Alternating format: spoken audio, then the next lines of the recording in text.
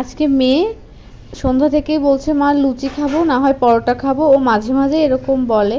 তো আমি ওকে আম খাইয়েছি, গুরুত্ব দিইনি। তারপরে তোমাদের দাদাভাই অফিস থেকে ফোন করে বলল যদি পারো আজকে ভাত খাবো না, আজকে পরোটা খাবো, পরোটার সাথে যা থাকে ডাল বা যাই হোক, ডিম ভাজি হোক, যেটাই হোক, পরোটা খাবো। তো যাই হোক, সবসময় ভাত খেতে ভালোও লাগে না। তো ভাবলাম ঠিক আছে রাতের ডিনারে একটু পরোটা বানাই। তো পরোটাটা করেছি গরম জল দিয়ে, যেভাবে ময়ামটা দিই কিন্তু জলটা গরম জল দিয়ে মাখাই, তাহলে পরোটাটা অনেক সফট হয়। এখানে করেছি কলিজা ভুনা। এই কলিজা ভুনাটা আজকের না, এটা হচ্ছে গত দিনের কলিজা ভুনা। তো সেটা একটু ছিল, গরম করলাম, ভাবলাম যে তোমাদের দাদাভাইকে দিই, আমার জন্য একটু রেখেছি। তো যে পরোটা বানিয়েছি দেখো, এই পরোটাগুলো কিন্তু সফট থাকে আর কি। তো এই যে বড় বড় করেই বানিয়েছি আমি। ছোট পরোটা ওইভাবে বানাতে চাই না আর কি। ছোট পরোটা মনে হয় যে একদম ছোট ছোট হয়ে যাবে, বড় করে বানালে দুটো খেলেই হয়ে যাবে।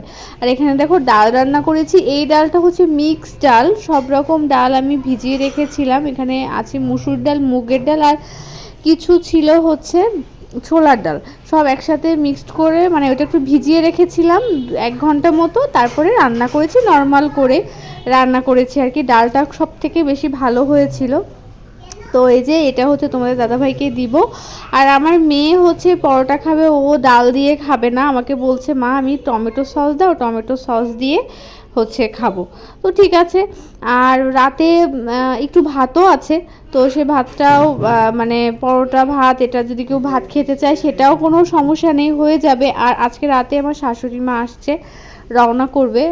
তো এই কারণে আমার শাশুড়ি মা যেহেতু পেঁয়াজ রসুন খায় না, সেই ক্ষেত্রে সব কিছু অল্প পরিমাণেই করেছি, যাতে পেঁয়াজ রসুন মানে কাল থেকে আর পেঁয়াজ রসুনের তরকারি আমি রান্না করব না।